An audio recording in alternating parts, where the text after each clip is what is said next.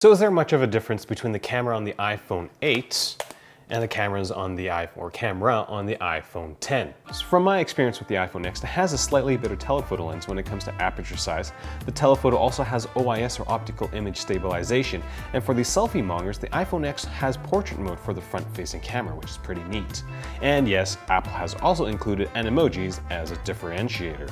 Now what Apple doesn't say on their website is that the front-facing camera on the iPhone X is a bit better than the ones on the iPhone 8s. Just a bit, not a lot, but still, there is a noticeable difference. So in the next few minutes, I'm going to answer the questions that I had about the iPhone X's camera, which included, well, is there a difference between the f-stops on the telephoto lens? How good is the OIS on the second telephoto lens?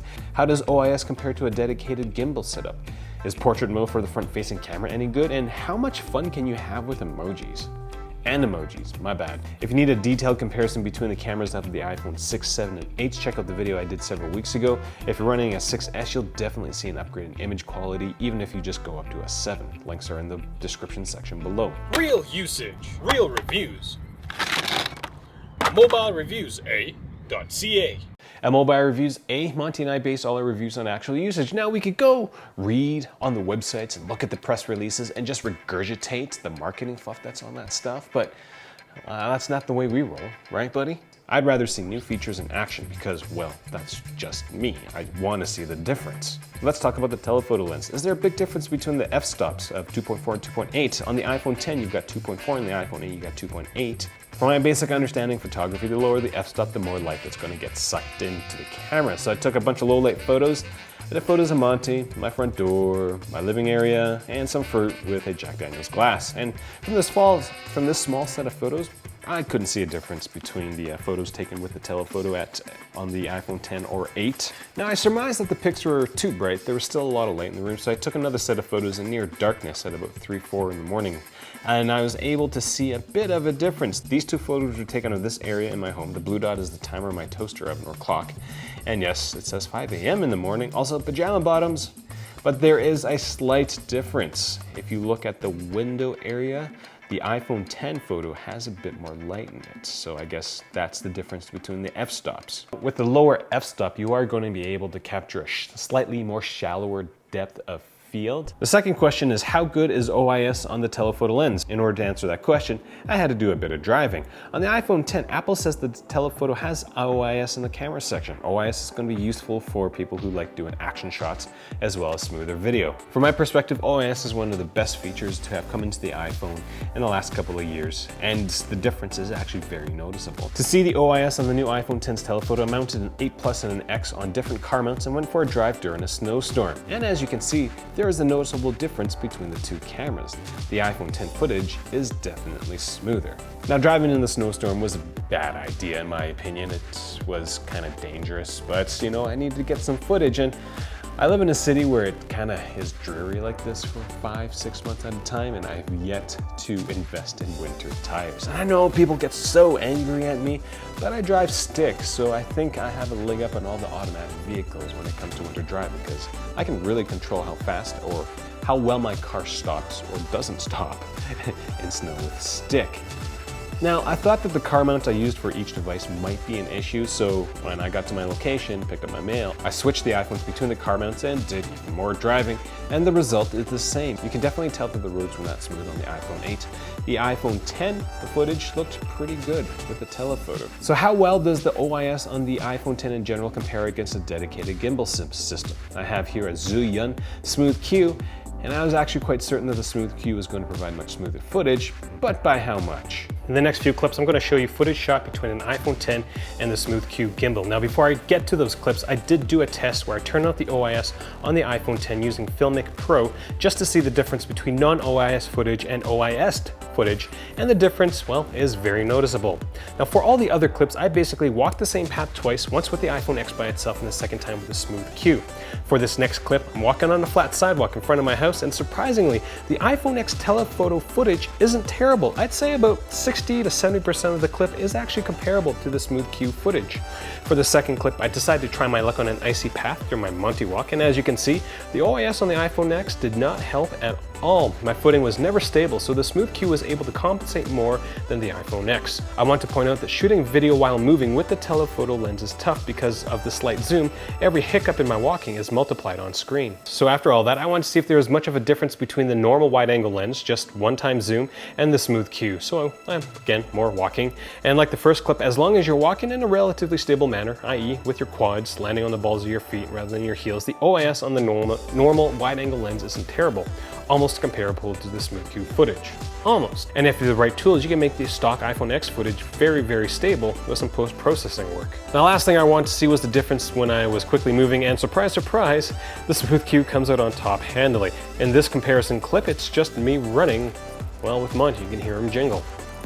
Between all these clips, I was actually surprised at how well the OIS on the iPhone X worked on favorable walking surfaces. Now, when the going got a little rougher or tougher, OIS on the iPhone X couldn't keep up with the Smooth Q Gimbal, which was to be expected. So the lesson out of all these clips, well, OIS is going to do well for videos and photos where you don't move around much. Basically, if you keep your footing stable and only need to move around a bit, like getting your dog into the frame when he's doing something silly, the OIS on the iPhone X is going to suffice. It's actually going to work out very well for you. Now, to answer the question, how good is the portrait mode in the front-facing camera, I had to do a bunch of things to it. Now, one of the things I was chuckling about when I was making this video was, do you guys remember a time when the front-facing camera on smartphones was kind of like an afterthought? Like the iPhone 3GS had like a 480 pixel front-facing camera. There was a time before Apple and every other smartphone company realized that humanity in general enjoyed taking photos of ourselves with our tongues out giving the peace sign. Now we get to do all of that with fake animal features on it. Sweet. Humanity's doomed, isn't it? Now, I really enjoyed using portrait mode on my iPhone 7 Plus. I really enjoy using portrait mode with portrait lighting on my iPhone 8 Plus. That portrait lighting feature is just so awesome. I have a newborn, and the photos that I can take with the updated portrait mode is just so awesome. Portrait mode with portrait lighting is just one of those features that basically takes 80% of what a professional photographer does with the lighting setup and everything, and puts it in a normal heathen like me. Like, it's just, I love how Apple has been able to simplify better lighting with portrait lighting. Now, when I was doing the camera comparison between the iPhone 6, 7, and 8, trying to take a selfie using portrait mode on an iPhone 8 Plus was nearly impossible because my arms were not long enough. I don't have that issue with the iPhone 10 as I'm able to do with the front-facing camera. The process of taking portrait lighting is exactly the same as before, only on the iPhone 10 you have an option to use the front-facing camera. Actually changing the lighting is the same as before, as you can select your lighting before you take your photo, or you can edit it after you've taken the photo, which is awesome. Now, this actually led to another question was, is there a difference between the front-facing camera and rear-facing camera in terms of the portrait mode? I'll get to that after I show you how much better the front-facing camera is for selfies on the iPhone 10.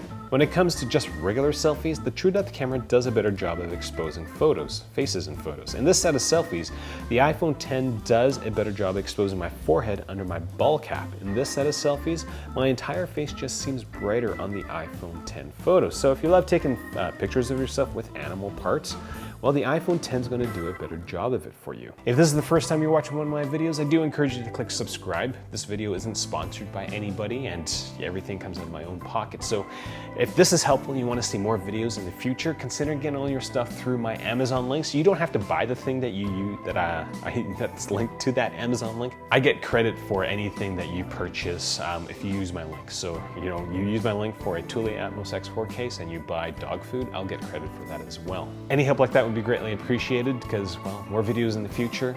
Gotta feed my newborn, gotta feed me, gotta feed Monty. Now, is there a difference between the portrait modes of the front and rear facing cameras of the iPhone X? I took one set of photos. That's kind of all the patience I had to do this comparison. And the surprising thing for me was the big difference in the field of view between the two photos. Standing in the same spot, the front-facing camera saw way more of my t-shirt than the rear-facing camera. The front-facing camera only has a 7-megapixel sensor, whereas the rear-facing camera has 12, so you'll be able to crop more out of the rear-facing camera than the front. The f-stops are smaller on the rear-facing camera, which means that your portrait modes are going to have a bit more depth, which is kind of evident by the amount of blur of the blue box in the background.